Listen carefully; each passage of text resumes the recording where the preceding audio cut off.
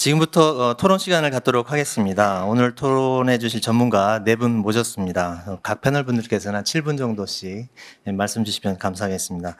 먼저 APS의 김치우 부회장님 부탁드리겠습니다. 큰 박수 부탁드립니다. 네, 반갑습니다. 우리 무철 교수님이 사실은 삼성뿐만 아니라 LG 그 외에도 국제적으로 많은 근무를 하셨고 경험을 하셨기 때문에 오늘과 같은 굉장히 우수한 정책적인 내용, 기술적인 내용들이 도출이 된 것 같습니다. 그래서 오늘 발표된 내용은 아주 굉장히 핵심적으로 잘 정리가 된 것 같고, 문제는 우리나라가 이러한 이슈들을 가지고 있는데 향후 어떤 식으로 이 디스플레이 산업을 더욱 키워갈 것이냐 하는 게 가장 중요한 관건인 것 같습니다. 현실적으로는 어떻게 보면 굉장한 위기거든요. 그동안 세계 1위를 했던 LCD 산업이 이제 중국으로 다 넘어간 거죠. 거의 넘어가고 어떻게 출구 전략을 쓸 것이냐, 이게 가장 큰 LCD 쪽은 고민인 거고. 근데 완전히 발을 빼면은 진짜 이 중국의 LCD 산업을 목매어 가지고서 굉장한 위기가 올 수도 있을 것도 같고, 그래서 이 LCD에 대한 출구 전략, 그리고 그러면은 OLED는 아직 우리나라가 우위를 점하고 있는데 이 부분을 어떻게 더 강화를 시켜 나갈 것이냐 하는 게 관건인 것 같고요. 그런 관점에서는 사실은 이 세트 메이커, 이 셋업 최종 이 커스터머의 상품을 공급하는 이 업체들에 대한 역량을 잘 패널 업체들이 동참을 해가지고 가야 되는 게 핵심인 것 같고, 그런 관점에서는 좀 취약한 점이 사실 이 OLED 플렉시블 디스플레이도 이 애플에 의해서 사실은 이 산업이 키워진 거죠. 이 삼성 디스플레이가 이 애플의 어떤 팹 쪽의 투자 펀드를 미리 받아가지고 팹을 짓고 6세대 팹을 짓고 이 비즈니스를 해나가는 그러한 상황이 아직도 이제 계속 벌어지고 있는 거고, 그 부분이 이 AR, VR 쪽까지도 계속 갈 것으로 생각이 되고, 그런데 문제는 이 차세대의 디스플레이라는 AR, VR 쪽은 이 삼성이나 LG의 디스플레이가 들어가지를 못하고 우선적으로는 소니 패널이 들어갔는데 이 부분에 대한 이 우리나라의 대응 전략을 어떻게 할 것인지 이게 굉장히 중요할 것 같고요.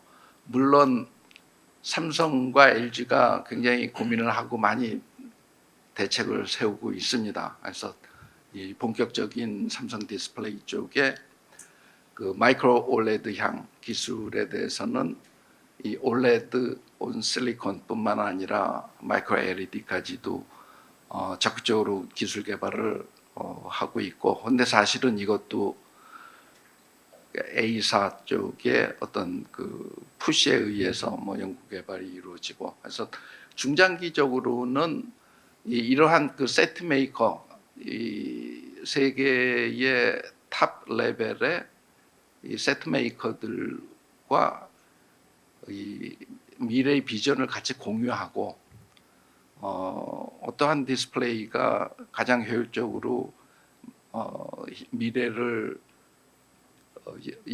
열어나갈 수 있는지, 이런 부분에 대한 고민도 지속적으로 이루어져야 될 것 같고, 하여튼 장비, 소재, 패널 기술은 전반적인 관점에서의 미래에 대한 준비가 굉장히 필요하리라고 생각이 듭니다. 일차적으로 이 정도 말씀을 드리겠습니다. 네, 감사합니다. 교수님 발표하신 교수님의 의견하고 거의 일맥상통한 것 같아요. 차세대 디스플레이 분야에 대해서 뭐 국가적으로 좀 전략이 좀 대응 전략이 좀 필요하다라는 말씀 드신 것 같습니다. 이어서 네, 성균관대학교 송장근 교수님 모셨습니다. 네, 부탁드리겠습니다. 네, 안녕하십니까. 성균관대학교 송장근입니다. 제가 여기 보니까 사전 질의가 이제 몇 개 올라와 있습니다. 그래서 주로 저하고 관련된 게 이제 디스플레이 분야의 우수 인력 확보 전략이 뭐가 있겠느냐라는 내용들이 여기 있고요. 또 다른 거는 이제 생태계 디스플레이 산업 분야의 생태계 구축이 굉장히 중요한데 산업계, 학계, 정부 참여를 유도하기 위한 구체적인 방안이 있겠느냐 뭐 이런 질문이 있습니다. 요거 뭐 포함해서 조금 말씀을 드리자면 저도 오늘 이제 문 교수님 강연 굉장히 감명 깊게 잘 들었고 또 한편 디스플레이 분야에 이제 있는 사람으로서 가슴 아픈 부분도 많고 무엇보다도 이제 제가 처음 이제 디스플레이 분야 왔을 때만 해도 뭐 그때도 여전히 어렵고 위기고 했지만 그때는 뭐 나만 어렵냐 다 어렵고 내가 조금 더 버티면 잘할 수 있다라는 뭐 사실은 희망이 있었지만 이제 작년 말에 이제 그 디스플레이 학회에서 주관하던 이제 송년회 때 LGD 정호영 대표님께서 오셔서 인사 말씀하시면서 과거에 이제 여러 번 위기가 있었지만 지금 겪는 위기는 과거에 경험해 보지 못한 위기다라는 말씀을 하셨어요. 그만큼 상황이 어려운 게 사실이고 이렇게 답이 잘 보이지 않는 것이 사실입니다. 그래서 아까 이제 생태계 관련해서 말씀을 드리자면 사실 과거에는 뭐 이렇게 좀 가까이에 있는 그러니까 산업체 분야를 좀 말씀을 드리자면 LGD도 그렇고 SDC도 그렇고 서로 경쟁하는 관계가 굉장히 깊었고 뿐만 아니라 이제 패널 업체하고 세트 업체 그다음에 이런 소부장 중소기업 포함해서 그 여러 업체들 간에 협력만 있었던 게 아니고 굉장히 거기서도 불공정한 경쟁 뭐 이런 것들이 굉장히 많았지만 그럼에도 불구하고 각 회사가 잘하면 버틸 수 있었고 또 좋은 성과를 낼 수 있었다면 지금 위기는 그렇게 쉽게 우리가 극복할 수 있는 그 위기는 아닌 것 같고요. 그러면서 정말 그 국내에 있는 여러 그 생태계 전체가 같이 협력해야지 우리가 극복할 수 있다고 보여집니다. 그런 면에서 사실은 과거에는 이제 산업체 뭐 각 기업들이 알아서 모든 걸 준비하고 이끌었다면 지금은 더 이제 국가기관에서의 정책 조율이나 뭐 또 기업들이 간의 조율을 좀 이렇게 중간에서 조율을 준다든지 이런 역할들이 굉장히 중요한 걸로 보여집니다. 사실 우리가 가지고 있는 여러 가지 그 장점들이 그 기업들 간에 조율이 안 되기 때문에 나타나는 그 비효율이 굉장히 크거든요. 예를 들면 지금 당장 닥친 문제가 저희가 두 개의 패널 기업들이 LCD 분야에 거의 뭐 완전히 접거나 거의 접근하는 이런 상황에서 대형 디스플레이 시장은 저희가 뭐 사실은 포기할 수밖에 없는 그런데 대형 디스플레이 시장에서 LCD가 유지가 될 거거든요. 아까 말씀하셨지만 이미 그 중국에서는 계속 투자를 하고 있는 상황에서 LCD 시장 자체가 그렇게 쉽게 변화되지는 않을 거란 말이에요. 그러면 뭐 저희가 바라는 가장 좋은 시나리오는 대형 디스플레이에서 OLED가 아주 그 프리미엄 그 제품군을 잘 형성해서 그쪽에서 국내 기업들이 상당한 시장을 차지하기를 바라는 게 저희의 역할인데 저희의 이제 기대인데 사실은 셋업체들은 또 생각하는 게 다를 수가 있고 그럼 이런 것들을 이제 잘 조율해서 만들어 나가는 것이 굉장히 중요하다고 보여집니다. 이제 그 저도 이제 회사에서 있다가 이제 학교 와서 우연찮게 이제 창업을 하나 하게 됐는데요. 저희가 이제 저희 회사에서 LCD는 아니지만 차세대 통신용 작은 액정을 이용한 소자를 만들고 있습니다. 5G, 6G용 소자 하여튼 필터를 만드는데 그 만드는 과정은 LCD하고 굉장히 닮아 있습니다. 최근에 이제 저희가 이제 어쨌든 운영을 해야 되니까 소재나 여러 이런 것들을 수급을 해야 되는데 국내에서 이런 LCD 관련된 재료 수급하는 게 점점점 그런 게 어려워지고 있다는 걸 이렇게 뼈저리게 느끼거든요. 이제 최근에 이제 삼성 디스플레이하고 협력을 하면서 아까 이제 게이밍 모니터가 말하자면 되게 돈이 되는 최근에는 그런 시장이다 보니까 그쪽에 이제 많은 연구가 이루어지고 있는데 그 중에 이제 한 기술 중에 하나가 아이 트래킹을 하면서 이게 3D가 됐다가 2D가 됐다가 하는 이런 이제 3D 기능이 들어간 이렇게 모니터, 게이밍 모니터가 최근에 이제 시장에서 여러 회사에서 찾고 있는 아직은 이제 시장이 열리지 않았지만 지금 주목하고 있는 분야인데 이제 문제는 뭐냐면 저희가 이제 삼성 디스플레이에서 그걸 만들려고 하면 그 필터가 이제 사실은 액정을 이용해서 만들거든요. 근데 국내에서 이거를 과거에는 우리가 LCD 1등이었지만 지금은 이제 그렇지가 않은 거예요. 이걸 만들어서 연구하고 제작하고 할 수 있는 기반이 없고 사실 이런 것들이 다 이제 디스플레이 생태계인데 아까 보셨지만 이제 디스플레이 산업이라는 게 전후방 산업이 굉장히 넓어서 패널 업체만 잘해야지 되는 게 아니고 그게 합당한 이제 소부장을 공급해 줘야 되고 또 이게 만들어졌을 때 이걸 가지고 아주 프리미엄급의 뭔가 돈 되는 제품을 만들어 줄 수 있는 세트 업체가 있어야 되는데 이게 우리가 이제 그동안 1위를 하던 대형 LCD 시장이 어쩔 수 없이 접게 되면서 이렇게 잃어버리는 생태계들, 이렇게 손상된 생태계가 보이더라는 거죠. 그리고 이것들은 결국은 국내 디스플레이 관련 R&D 역량의 파급력이 상당히 있고요. 실제로 이제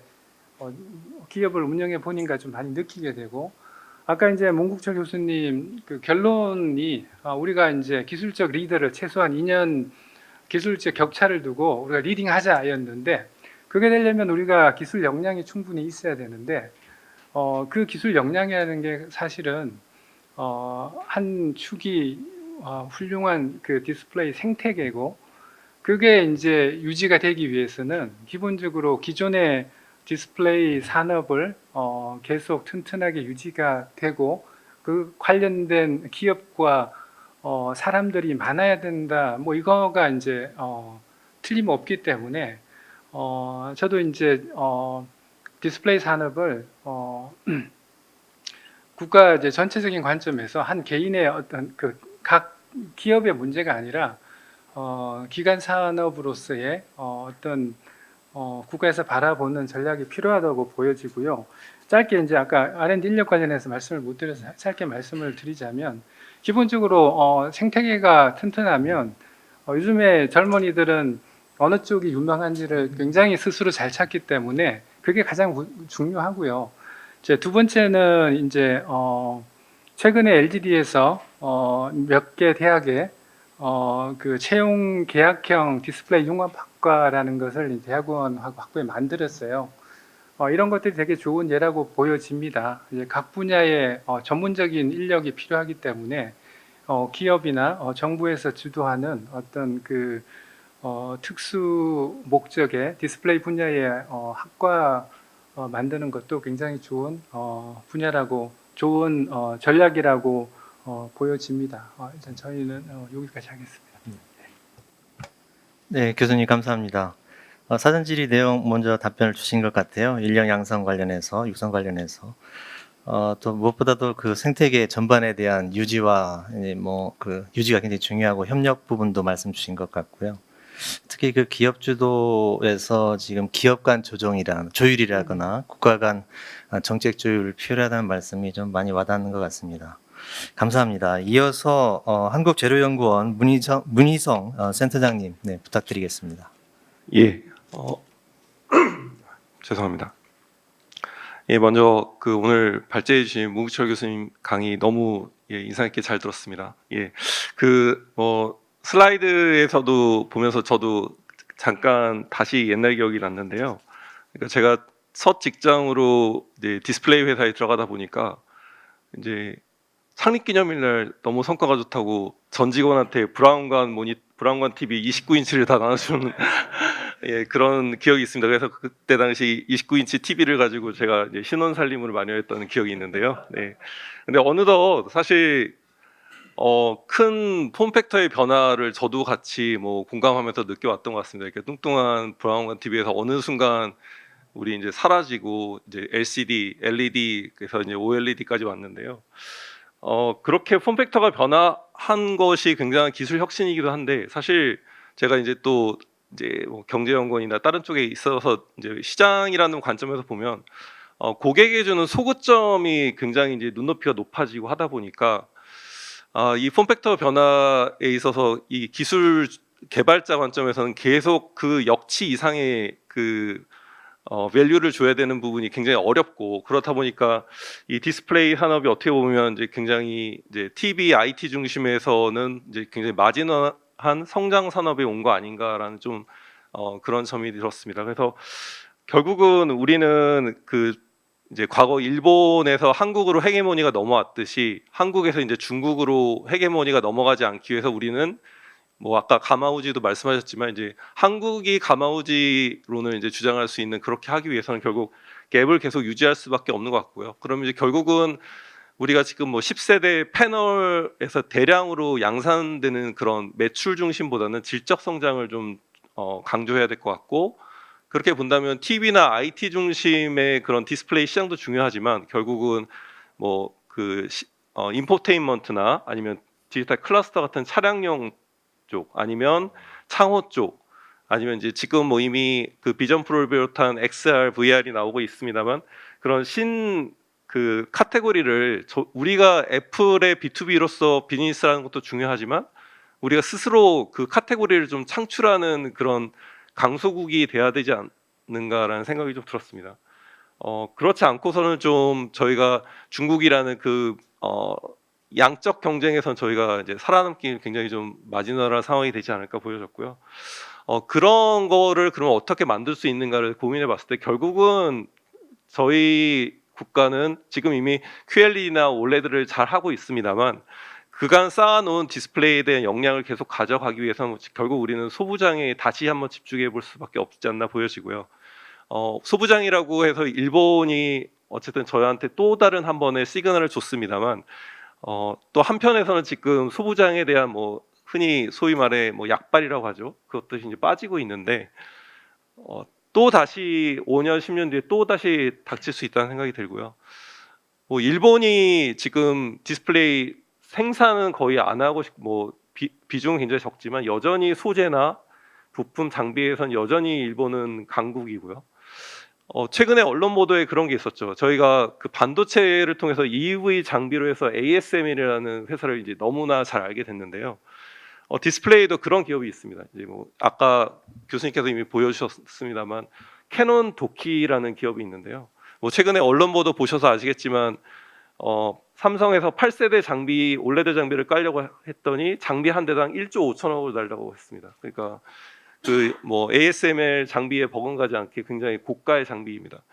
그러면 소부장을 주장하는 입장에서 모든 소재 부품 장비를 다 장비까지 우리가 내재화를 해야 되겠다라고 제가 주장하는 건 아닙니다.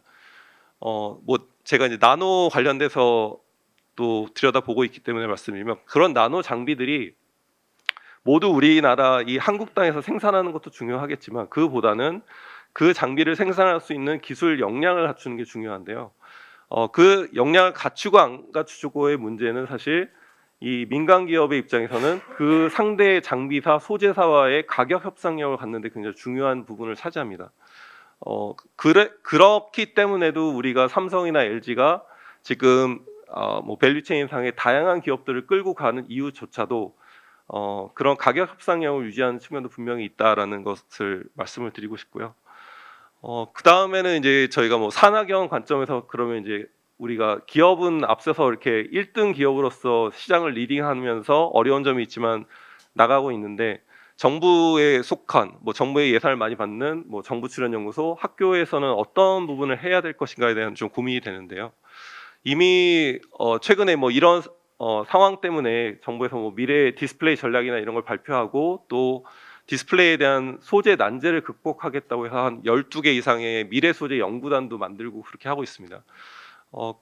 그런 연구단에 이제 일정 금액 이상의 투여가 되고 있습니다만 중요한 거는 이제 좀 더 금액에 대한 그 절대액과 그다음에 기간이 될 것 같습니다. 앞에 문구철 교수님께서 말씀하셨지만 소재가 굉장히 장기간의 그 뭐 노력이 필요한 그런 분야다 보니까 연속성이 많이 필요한 부분이 분명하고요. 그럼 어떤 소재를 연구할 것이냐에 대한 또 고민이 되는데요. 결국은 뭐 결론부터 말씀드리면 사실 이제 기업이 필요한 소재도 분명히 중요하긴 한데 기업이 필요한 소재는 어떻게 보면 기업의 내부에 지금 이미 현금 유보금도 많고 하기 때문에 필요한 소재는 뭐 아웃소싱을 하든 자체 연구소에 박사급 수십 명 연구원을 들여서 뭐 수백억을 투자해서 소재를 개발할 수 있습니다. 그런 부분도 분명 우리가 그 학교나 정출연에서 연구자를 뭐 육성하고 배출해서 그 기업에 보내면서 그 기업들이 소재 개발하는 데 도움이 되는 부분도 있지만 정부 관점에서는 좀 더 도전적인 한계 도전하는 그런 연구들이 필요한 것 같습니다. 그런 연구 보고서에서 사실 요구하는 거는 그럼 경쟁사 현황이 어떻습니까? 이거의 시장이 지금 존재합니까? 그럼 수요 시장이 불명확하고 경쟁 기업이 없고 선도국이 없으면 안 됩니다라고 얘기하는 것조차의 프레임을 깨야 될 시점이 아닐까 보여집니다. 뭐 일견에 재미난 사례 하나 말씀드리면 이제 저희가 나노기술정책센터이기 때문에 나노 소재에 관련된 기술 수준 평가를 하고 있습니다. 뭐 키스텝에서 기술 수준 평가를 하고 있는데요. 우리나라가 지금 뭐 세계에서 QLED 양자점이라고 하는 나노 소재를 이용해서 QLED TV를 만들고 있습니다. 삼성전자에서 개발했고 한솔케미칼에서 생산하고 있는데요. 그 QD에 대해서 기술력을 우리나라 기술 수준을 평가를 한번 뭐 2, 3년 전에 해봤는데 여전히 미국보다 열이고 뭐 3, 4위 수준으로 나옵니다. 그런데 이제 그런 의문점을 갖게 되는 점이 있습니다. 우리나라가 개발해서 TV까지 양산한 전 세계 유일한 기업을 갖고 있는데 어떻게 우리는 기술 수준이 여전히 선도국 대비 열이로 나올까라는 부분. 어떻게 보면은 연구자 입장에서 연구 보고서를 쓴 에 있어서 내가 개발할 것이 선도국보다 항상 열위에 있어야 되기 때문에 정부에서 투자가 이루어지는 부분은 아닐까, 그런 관성이 존재하진 않을까라는 생각도 좀 들었습니다. 말씀이 좀 제가 길었는데요. 결과적으로 그런 한계 도전에 대한 부분, 그래서 정부 출연 연구소나 학교에서 그런 한계 도전에 대한 걸 하기 위해서 기업의 수요를 좀 더 반영을 하는데 뭐 대회비이기 때문에 기업에서 많이 오픈을 하지 않나 하면 최근 들어서 뭐 지금 기업에서 많은 이제 고령의 이제 연구자분들이 많이 퇴직을 하시게 되는데 뭐 중국이나 다른 국가에 좋은 일 시켜주기보다는 이런 정출연이나 학교에 많은 그런 분들이 같이 참여해서 이 기존에 있는 정부 출연 연구자들하고 같이 연구를 하면 그런 새로운 도전 아이템들도 많이 나올 수 있지 않을까 생각이 들었습니다. 이상입니다. 네, 센서님 감사합니다. 대학 출연연에서 도전 한계 연구가 좀 활성화되었으면 좋겠다는 바람이신 것 같아요. 제도적으로 지금 뭐 과제 신청하는 단계에서 많이 부족함이 있을 것 같다는 생각도 들고요. 또 디스플레이 그 신영역에서 경쟁 우위를 또 많이 강조해 주신 것 같습니다. 마지막으로 한국 디스플레이 산업협회 백이선 전문위원님, 네, 부탁드리겠습니다. 네, 안녕하세요. 디스플레이 산업협회 백이선입니다. 앞에서 그 좋은 말씀들을 많이 해주셔서 저는 이제 그 디스플레이가 그 작년 말에 국가 전략 기술로 신규로 지정이 됐습니다. 사실 반도체하고 2차 전지는 이미 지정이 됐는데 여러 가지 우여곡절 끝에 이제 디스플레이가 국가 이제 전략 기술로 지정이 돼서 지금 상당히 많이 각광을 받고 있는데 이제 보통 반도체라고 하면 이제 산업의 쌀이라고 그러죠. 그런데 디스플레이는 산업의 눈입니다. 사람의 오감 중에서 눈이 없으면 제일 고통을 받는다고 하더라고요. 장님이긴 하지만 굉장히 고통스럽다고 하더라고요. 그 얘기는 뭐냐면 눈이 주는 즐거움이 많기 때문에 그렇다는 것이거든요. 늦었지만 이게 국가 첨단 기술로 지정이 돼서 그 디스플레이 산업이 육성이 될 수 있게 돼서 다행스럽다고 생각합니다. 그래서 뭐 잘 아시겠지만 그 국가 전략 기술은 이제 투자세 공제라든지 인력 양성, 그다음에 R&D 지금도 뭐 무기발광 디스플레이라든지 이렇게 하고 있는데 이러한 것들을 이제 국가에서 전략적으로 지원을 해주니까 그 많은 혜택을 디스플레이 관련된 기업들이 받을 수 있을 것 같습니다. 아까도 이제 우리 문 교수님이 이제 중국 얘기도 많이 하셨는데 그 BOE를 한번 제가 딱 예를 들어서 지금 BOE가 대형 LCD 분야는 세계 1위입니다. 매출로 와서 그뭐 수량으로 따지면 어떨지 모르겠는데 어쨌든 공식적인 통계에는 30몇 %인가? BOE가 32.1% LCD 세계 랭킹 1위입니다. BOE가 공장을 어떻게 갖고 있냐면 다 맞는지 모르겠는데 북경, 베이징, 허페이, 월도스, 후저우, 청도, 칭다오, 우한, 충칭, 매냥, 그다음에 마이크로 LED 같은 경우 쿤밍까지 해가지고 생소하신 지역도 많겠지만 중국 전역이 전부 투자 대상이에요. 보통 이제 물류라는 관점에서 보면 우리나라 같은 경우도 보면 산업 단지별로 묶잖아요.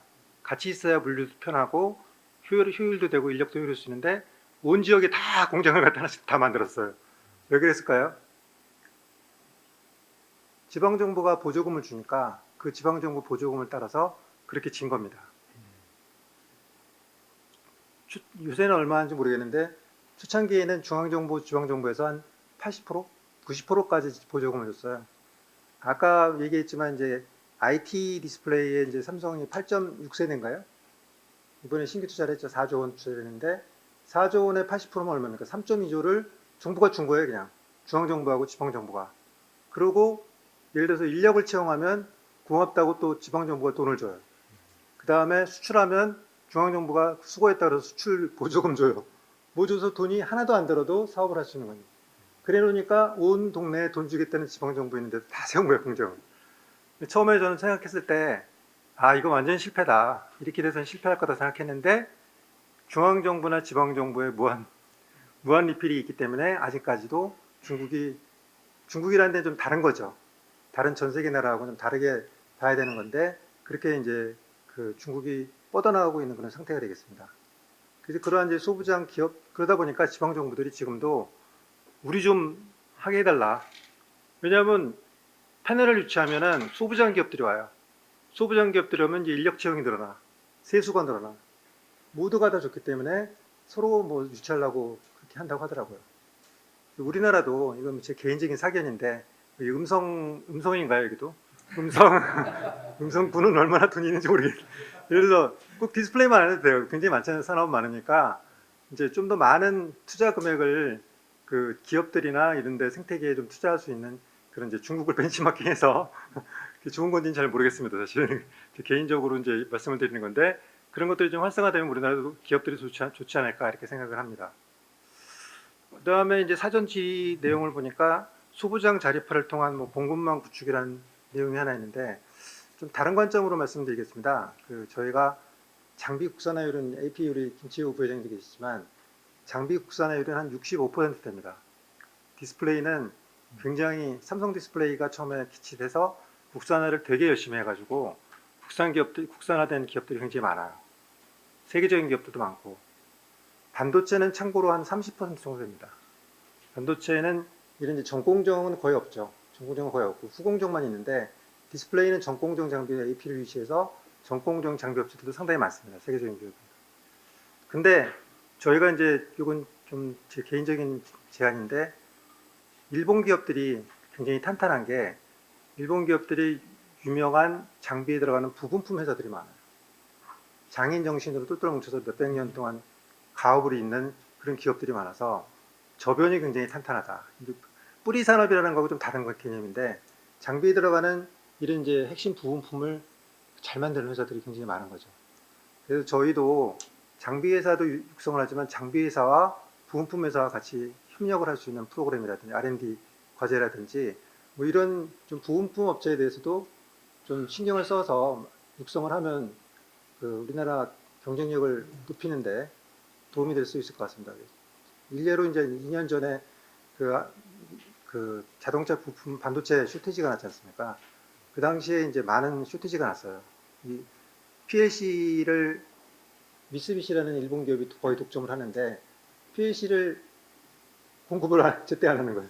공급 못 하는 거지, 안 하는 게 아니라. 자기들도 이제 또 부품들을 받아서 해야 되니까. 예를 들어서 이제 어플라이드 머티리얼즈라고 세계적인 장비 회사인데 거기에 이제 A라는 부품이 들어가는데 뭐 10만 개가 들어간대요. 근데 생산할 수 있는 거는 부품품 업체가 예를 들어서 15만 개야. 그럼 5만 개 남잖아요.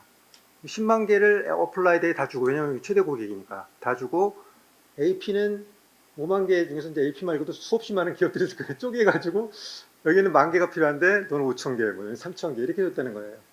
그러다 보니 실제 필요한 장비 업체들은 발을 동동 구르면서 굉장히 쇼테지가 난 거죠. 그래서 이러한 부품품 산업에 대해서도 신경을 많이들 못 쓰고 계시는 이제 굉장히 하류 산업이긴 하지만 또 일본은 또 나름대로 탄탄한 기술력을 보유하고 있기 때문에 우리나라도 이런 쪽에 대한 것도 좀 강화시키면 더 좋지 않을까 생각합니다.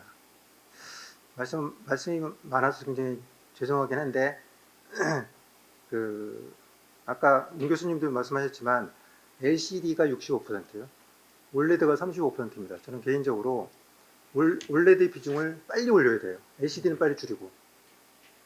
BOE가 아까 얘기했듯이 삼성전자 V사 뽑아서 갑질을 했죠. 그 가격이 높았을 때. 후다짝처럼 놀란 거죠, 사실. 삼성전자도 이럴 줄 몰랐다는 거죠. LCD 가격이 막 올라갔지 않습니까? 그냥 뭐 안 준다는 거죠. 안 주면 생산을 못 하잖아요. 전 세계 TV 마켓시어 1등이라는 게 무슨 소용이 있어요? 똑같은 거지. 미쓰비시나 뭐 이런 거하고 다 똑같은 거죠. 안 주면 생산을 못 하는 위기의식을 느낀 겁니다. 그래서 빨리 저는 개인적으로는 올레드로 전환이 더 빨라져야 된다. 예를 들어서 그 허페이, 중국의 허페이를 가면 그 철도 기지에 거기 가요. 그래서 동서남북, 동베이, 시베이, 남베이 뭐 이렇게 해가지고 철도 회사가 있어요. 그래서 거기서부터 시작을 해서 실크로드로 해가지고 전 세계를 간다는 개념인데 그 철도 회사하고 BOE하고 CSOT하고 이렇게 협작을 해서 서로 자동차용, 철도용 디스플레이를 생산해서 납품을 많이 하고 있어요. 우리나라 LG 디스플레이가 베이징 지하철에 투명 디스플레이로 납품했다고 선전을 많이 하지만 실제 그것도 언제 어떻게 시장에 뺏길지 모르는 거거든요.